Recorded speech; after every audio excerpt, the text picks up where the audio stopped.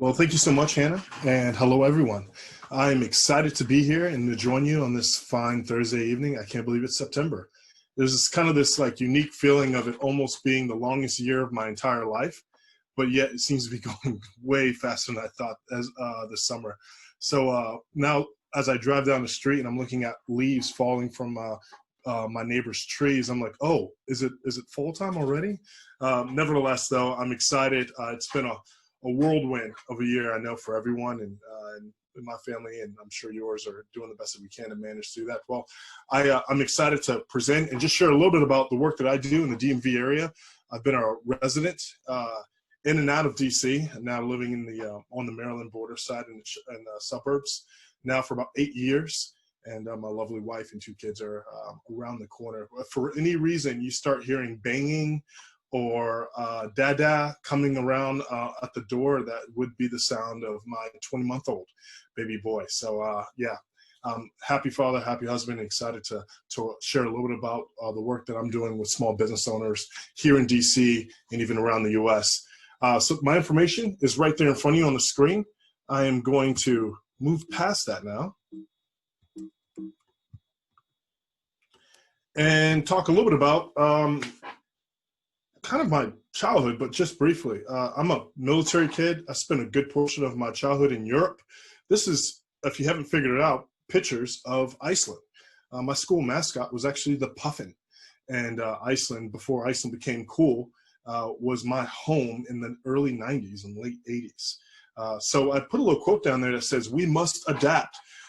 Adaptation was a key component of my childhood as we moved every 3.5 years across Europe and across the U.S. and even on my own as an adult. I realized as I continued to pack up my bags, pick up my belongings, and move from one place to the next, adapting to the culture that I was in became a part of who I became. So I had a guy who's a very successful business owner, started and closed a few different companies over the years. And he ended up doing a great job and just encouraging me as a mentor. And he basically gave me this one line. He said, "Change or die." And I realized how true that statement is. And that statement has been ever more true even this year. Adapting to your environments and in the conditions in which you're in is a key component to being successful as a business owner, business operator, anyone who's looking to continue to grow and make a difference. Sometimes that actually may mean holding on to what you have, cutting losses, and being able to just weather the storm until you get to the other side. I think for many people, many of my clients, that's been the case.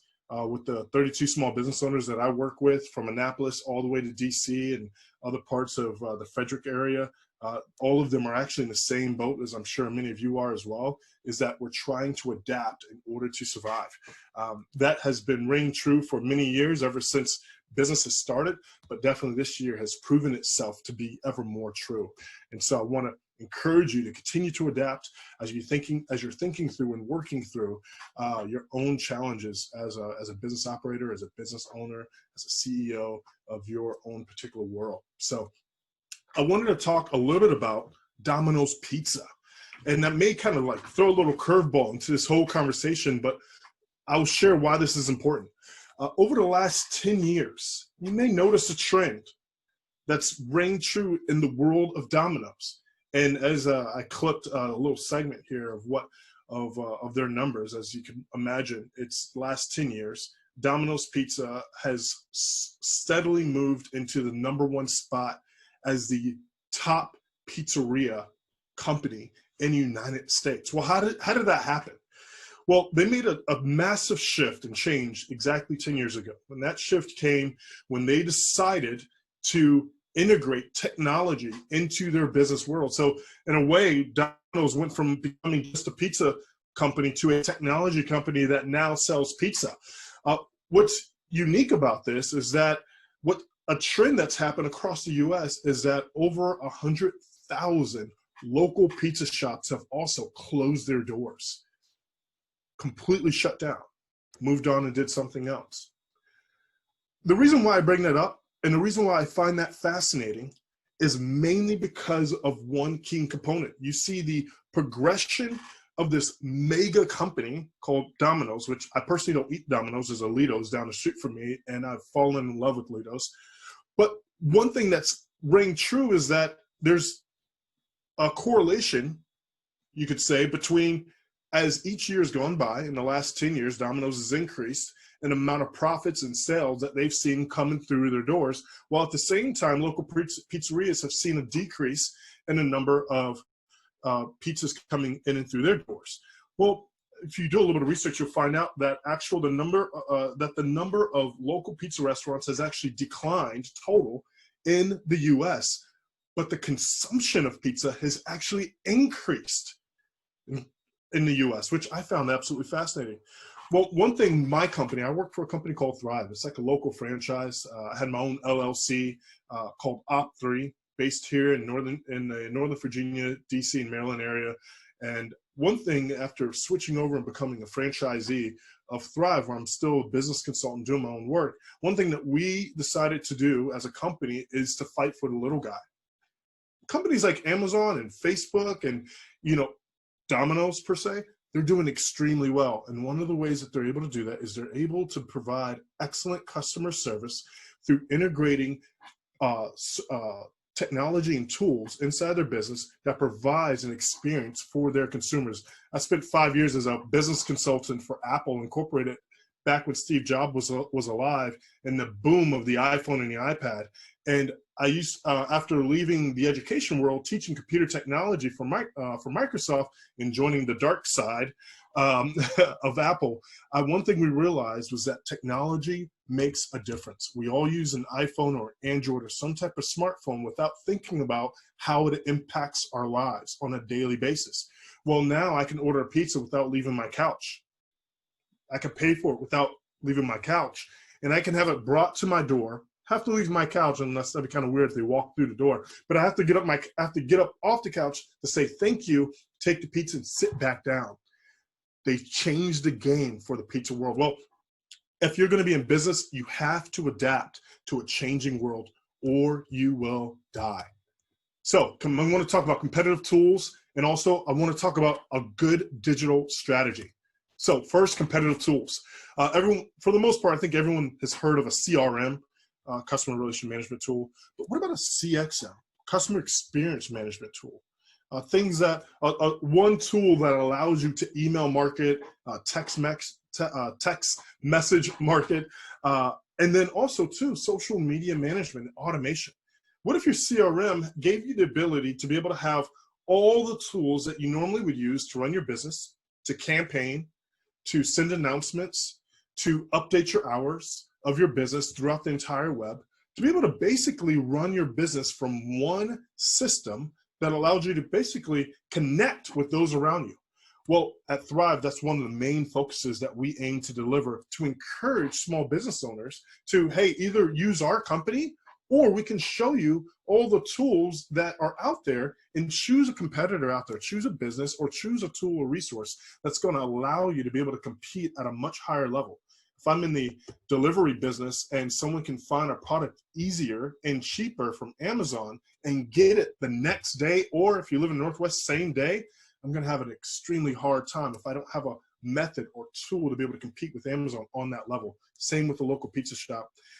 So as I encourage small business owners, I encourage them to think deeply about what tools are you using to be competitive in the world, not just to have competitive tools. That's not the end goal.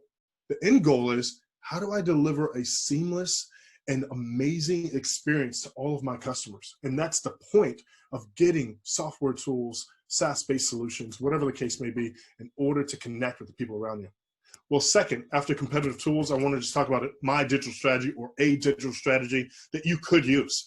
So when I talk about a digital strategy on the World Wide Web, I just think about the 1990s, when someone would say, hey, word of mouth, right? That key term that most business owners love to use. Most of word of mouth, which we even talked about at Apple, encouraging people to think about word of mouth marketing, which we used heavily, yet we still spent money on media, on video. Some of the best marketing tools I've ever seen was done through Apple. If you ever drive down the street through DC and you see a big billboard that says shot on an iPhone, you see this amazing photo, right? They spent thousands and even millions of dollars on just one advertisement. Well, for us as small business owners or franchisees, when we're thinking about a digital strategy, how can we compete against the big boys? Well, one of those ways is a website that delivers. You know, how do you get a website that can deliver an interactive experience that captures someone within the first 3 seconds of them landing on your website?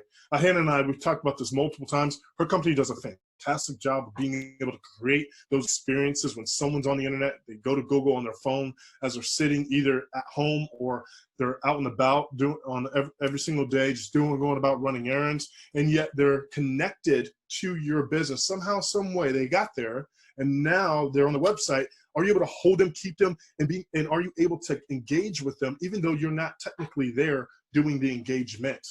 Second, business listings. This is actually one area that many business owners overlook.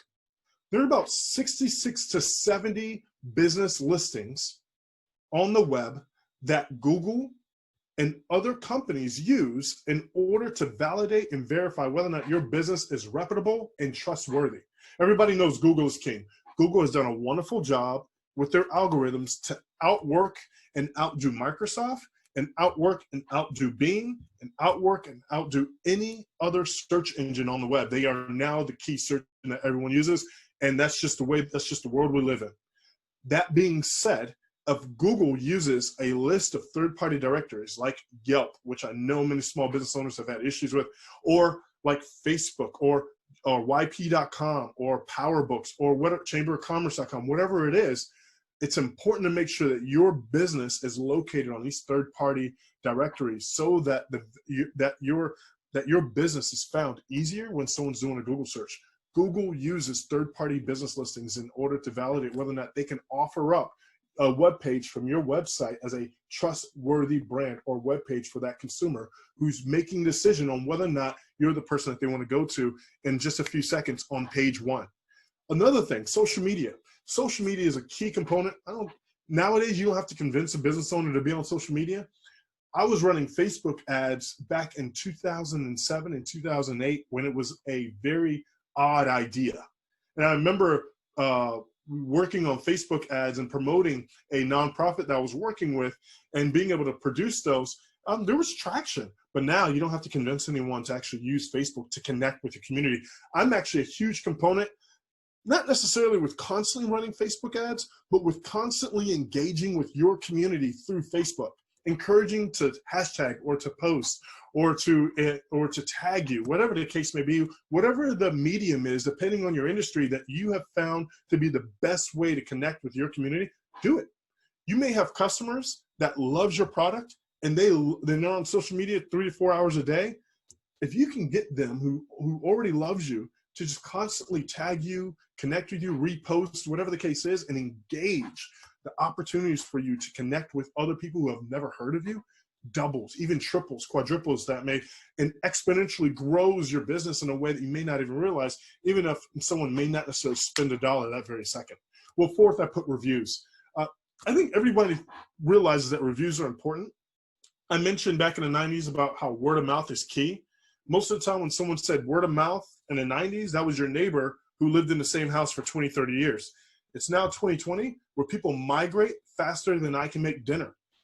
And we are in the age of migration. It's just easier. Even more so now where people can now, as of 2020, moving to 2021, 2022, you're going to see an increase of those who used to live in a particular area who have now migrated, relocated into a different area. Well, word of mouth towards stranger to stranger is much different than word of mouth in 1995. Now, when someone thinks of word of mouth, what they do is they immediately, when someone says, hey, let me tell you about this amazing restaurant. Oh, that's awesome. Word of mouth. Oh, let me tell you about this amazing movie. Oh, great. Word of mouth. The first thing I do is I pick up my cell phone. I look it up, and then I look at the ratings. Whether I'm conscious about that or subconscious about that, I'm immediately looking at the star rating, whether it says 1 star or 5 star. And it does impact the way that I think about that business, that restaurant, that movie, whatever the case may be. Reviews are critical, but also responding to reviews are critical. A lot of small business owners, they don't take the time to respond. If a consumer, a customer, a patron has spent money with you, the easiest and also cost-effective way to engage with that person is to respond to that person. Take the 5 or 10 seconds to just say thank you. That means everything to that person. Be the person that's different than everyone else who does not respond to your clients. Well, if you don't set goals, you can't regret not reaching them. Yogi said it, not Yogi Bear, but the other Yogi. If you don't set goals, you can't regret not reaching them. You have to make a plan. You have to set that plan and then also work your plan. Set it and work it. Without a plan, you're just not going to achieve any of those big ideas or goals, or as I would say, big audacious goals, those bags that you may have for you, that small business, whatever, even life goals in general. But I encourage everyone to set goals, pull out a whiteboard or piece of paper, or use your computer, whatever the case may be. Set your top 3 goals that you want to achieve before 2020. Sometimes it's discouraging when I hear someone say 2020 is a wash. I'm just going to wait. I'm just going to think about next year. No. You have an entire 4th quarter, right? Many people can give up and they could just throw up the white flag. But the fact of the matter is that I've actually seen small businesses adapt, make changes, set a new plan and a new goal for this year. I have one woman actually who was a client of mine who was in the wedding industry. She scrapped her entire business after 17 years and did extremely well here in the DC market. Her and her husband now are relocating to South Carolina. But what she's done now, she's rebranded herself. She's now started a brand new business. And now she's in the creative world, but now she's doing business coaching. But she's an entrepreneur who hasn't given up. She set a new goal and a new plan and just launched 2 weeks. And she already has 8 clients with a business model that's only begun 2 weeks ago. She's a woman who decided to set a goal and aim to work that goal and achieve that goal. And so there's many individuals, maybe some of you even who have done the same thing. And that's the inspiration that other people need in order to also do the same thing. Do not give up on your goals, but set good goals that are reachable and attainable, and work those goals, and then look back at the progress that you've made. I conduct what's called free business analysis. So my company has partnerships with Google, Facebook, Yelp, you name it, Amazon even. And we have the ability to be able to do a complete business analysis of your digital footprint on the internet. If anyone is interested and you're like, hey, I just want to see what my digital footprint is on the web, what it looks like on Google, how my do a scan of my website, you name it, whatever the case may be. And I can actually pick apart all the dead links and basically the areas of your brand that may not be truly representing who you are and what you're aiming to achieve. I've done this for Hannah, I've done it for many other people. I'm happy to do it for you. I just love doing it, just have those conversations and encourage you to say, hey, here's some things that you need to work on. Hey, here's set a plan, work your plan. Let me know if you need help. That's my job here in the DC metro area. I'm happy to do it. My telephone number and email address is there on the bottom. Take that down, use that.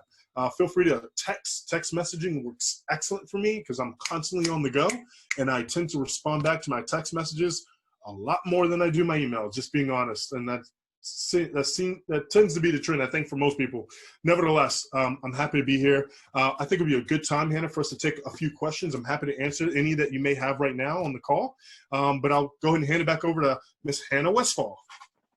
Awesome. Thank you so much, James. That was really helpful and insightful. I already was like taking notes. I was like, oh, I gotta do this, gotta do that, which I feel like is always our conversation. So yes, this was wonderful. For anyone who has any questions, you can drop them in the chat there or in the Q&A box, and I will read them out, and James will answer them. And if not, I definitely have a couple, but if anyone else has some, feel free to go ahead and ask. I know it was a lot and super fun.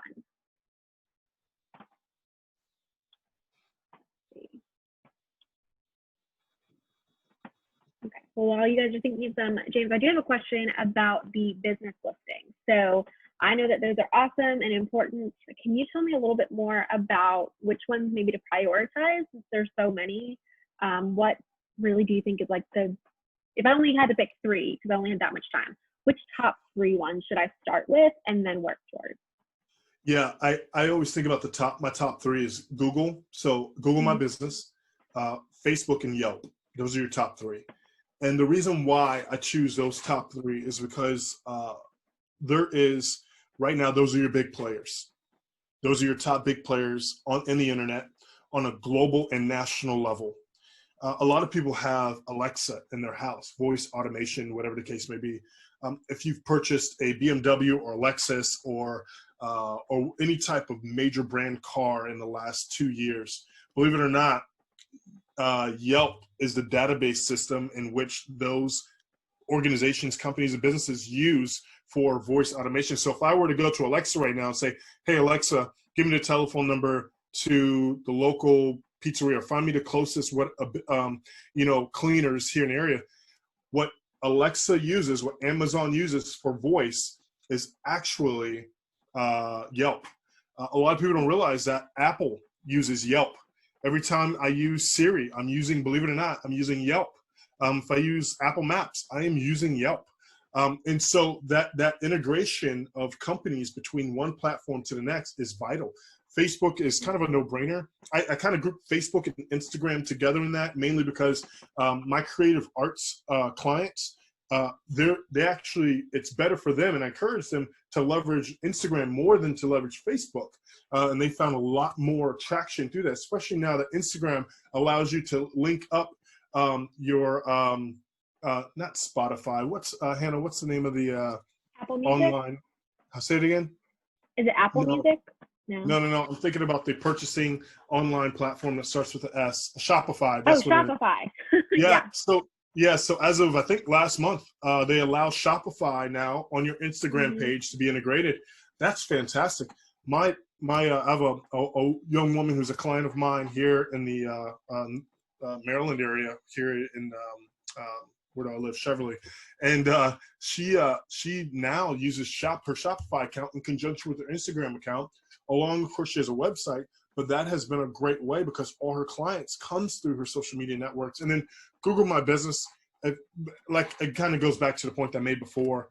Google is the big heavy player, right? They get in a lot of trouble, but they also make a lot of money. And so when it comes to Google, if you want to be found on the internet, that's just what it is. Yeah. Awesome. Perfect. All right, we do have another question. Let's see. So Lori wants to know, James, what is the number one thing most small businesses fail to consider in their digital presence? So if there's one thing that a lot of businesses overlook or fail to consider for their digital presence. And that was Lori from Lori, Hannah? Yeah, it was from Lori.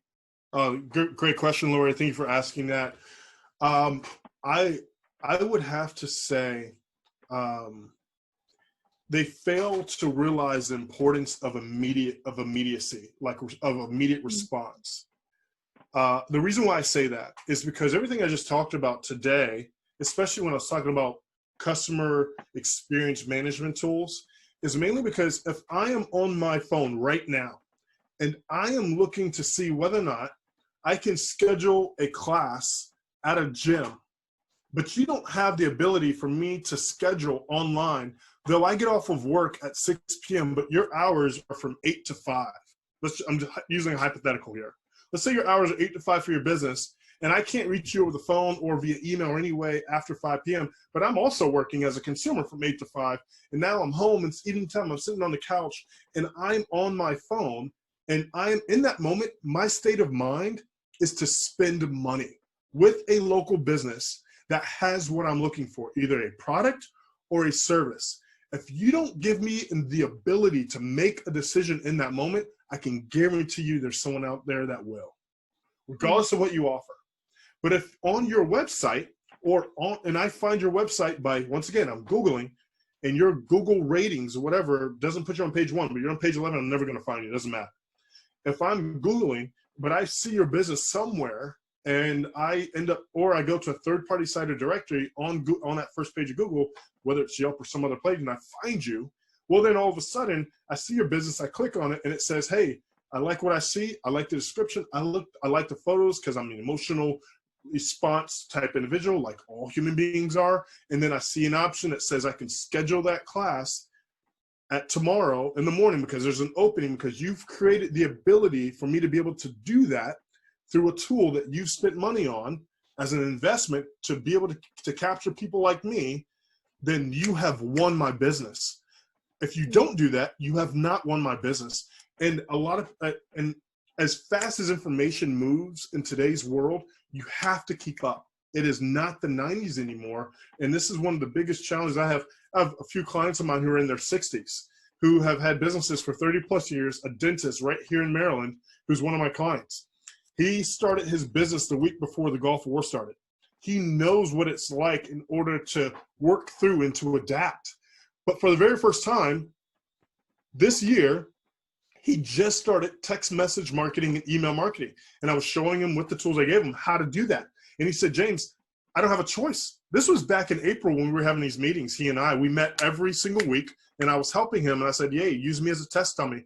And I said, you have to stay in communication with your customers, because if there was ever a time to poach a customer, this is the year to do it. People are, I think I just saw last week, Bloomberg magazine, and it was a couple of news sources like Fox Business, CNN Business, 27% of Americans have relocated this year to another location. What that means is that they are moving to a place where they do not know, where do I grab my groceries? Where do I get my clothes dry cleaned? Where do I get a babysitter? Where do I get my dog trained? Where do I fill in the blank? If you have a business with a service or a product, this is the year to actually build new business, not to pull away from it. And that's one of the biggest challenges I think a lot of small business owners are not thinking ahead in that manner, where right now is the moment, but you have to be able, you can't be reactionary, you have to be proactive. Long answer, but there you go. Sorry, Hannah. No, that's awesome. No, I love that. That's great. I think that's 100% on the nose. Even for me, like with social media, I feel like there's constantly something's changing, and Lori says thanks too. But yeah, definitely having to keep up with the changes, and it's not slowing down. Like I feel like we'll get to a place where it's like, well, we're always all just going to kind of be newbies in some level because the technology is going to be new or something's going to be different. So I think that's great and 100% true. There's so many times where I'm like, the only reason I will order online from a restaurant that doesn't have like automatic, I can pay right away, is if I love the food and I'm already a dedicated like person that goes there. Like Parkway Deli, their online experience is not that great, but their food is amazing and it's really close, so I can't really have an excuse. But yeah, it's 100% correct. Like your experience matters. So I love that. Awesome. All right. Well, we've got 2 more minutes. So if anyone else has any questions they want to ask, now is your moment. If not, you have James's information. He is wonderful. He is the business mentor of mine. He's helped me to actually put these sessions in place. So I know a lot of you guys attend every week, which I'm so thankful for, and really wouldn't be doing these without James. So you really have him to thank for that. It's been really cool. And I'm glad he's here. So, well, Hannah, no, it's a joy, and thank you for having me. I will say this: I've given advice to tons of people. A lot of people take it. Some people don't. I've been now in the small business world for over a decade, for over 10 years. Actually, as of this month, as of September, I think I hit 11 years, which is great. Congratulations. Thank you. And I started actually when I left teaching and went into business consulting with Apple. And I think one thing that I've realized is that it's awesome when you're able to partner with people like you, Hannah. But it's gut wrenching when you see a business owner that's literally fighting for their life. And this morning there was a business owner who has a cleaning business who's been around, and unfortunately she just created a GoFundMe page because she's about to go out of business. And she's in Virginia, and I've been trying my best to encourage her and just say, hey, it's okay. You're going to make this. We're going to make this happen. But she's trying to figure out how do I survive? And so, I get a chance to work with people like you, but it's like every moment's just like cloud 9, which is awesome. But then also too, the other part of my job is, unfortunately, there's a lot of small business owners who are really struggling, and it's hard to see and it's hard to see, but I'm happy to be around to be able to help and serve. And so, once again, if you have any questions or if anyone needs anything, you're more than welcome to reach out to me. I'm happy to talk. So. Awesome. Well, it is 5 o'clock, James. So thank you so much for coming and presenting. I really appreciate it. And for everyone who attended, thank you for being here. You'll get the follow-up recording as always, and I'll make sure to include all of James's information so you can contact him. Highly encourage you to reach out and just have a conversation. So thank you all so much, and we will see you next week. All right. Bye, everybody.